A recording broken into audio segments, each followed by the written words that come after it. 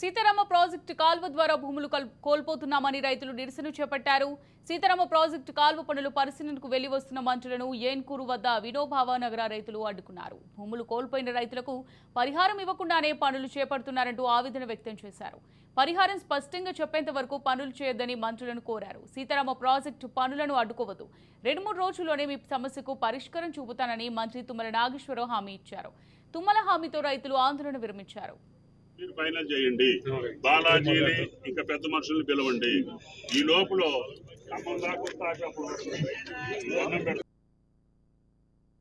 కూడా రైతు నష్టపోకూడదు.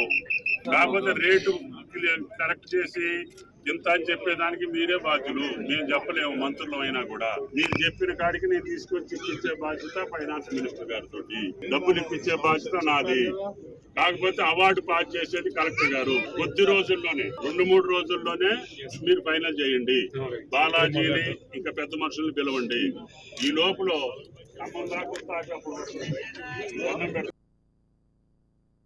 కూడా రైతు నష్టపోకూడదు.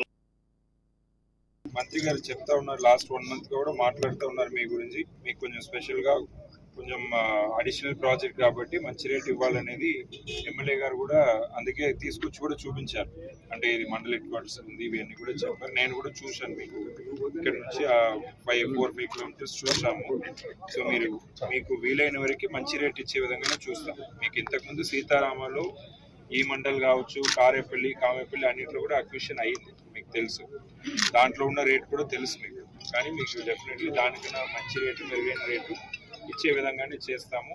అంటే ఇది కెనాలు లక్షల ఎకరాలు నీళ్లు పారడానికి రైతులకే కానీ మీకు కూడా నష్టం లేకుండా చూడాల్సిన బాధ్యత మాది. సో డెఫినెట్లీ మిమ్మల్ని పిలిపించి మాట్లాడి మిమ్మల్ని ఒప్పించినాకనే, మీరు ఒప్పుకున్నాకనే పనులకైతే ఏంటంటే ఇప్పుడు వర్షాకాలం వస్తుంది. పనులు ఎందుకంటే ఇప్పుడు మంత్రి గారు తొందరపడేది కూడా రైతుల గురించే. తొందరగా రికార్డ్ స్పీడ్ లో చేయడం జరిగింది. రైతులు దాదాపు 120 ఎకరాల నష్టపరిహారం జరుగుతూ ఉంది. ఈ లింక్ కెనాల్స్ వాస్తవం ఏంటంటే దుమ్మూరు ప్రాజెక్టు నుండి సాగర్ పాలేరు పోవాల్సిన చెరువును కట్టం కాస్త వినుబారం నుంచి ఇక్కడ కలుపుతున్నారు. దీనివల్ల దాదాపు 120 మంది రైతులు నష్టపోతున్నారు. రైతులకు ఇంతవరకు ఎటువంటి నోటీసులు ఇవ్వకుండా, ఎటువంటి నష్టపరిహారం ప్రకటించకుండా దాదాపు 3 కిలోమీటర్ల వరకు ఇవాళ తవ్వడం జరిగిపోతుంది. ఎస్టీసీ గారి గతంలో కూడా మీకు నోటీస్ ఇచ్చిన తర్వాత 2 నెలల టైం ఉంటుంది. ఆ టైం అయిపోయిన తర్వాత మాత్రమే మీ కెనాల్ తవ్వుతామని చెప్పారు. ఆయన విరుద్ధంగా ఇవాళ రాజ్యాంగం, బాబాసాహెబ్ అంబేద్కర్ రాసిన రాజ్యాంగానికి విరుద్ధంగా ఈరోజు పనులు జరుగుతూ ఉన్నాయి. రైతులు ఈరోజు తీవ్రంగా నష్టపోతున్నారు. ఈ నష్టపరిహారం కనీసం ఎకరానికి ఈ ప్రాంతంలో 40 లక్షల రూపాయలు ఇబ్బంది రైతు కోలుకునే పరిస్థితి కాబట్టి 40 లక్షల రూపాయలు నష్టపరిహారం ఇవ్వాలని చెప్పేసి రైతుల తరఫున ఇవ్వాలని డిమాండ్ చేస్తారు.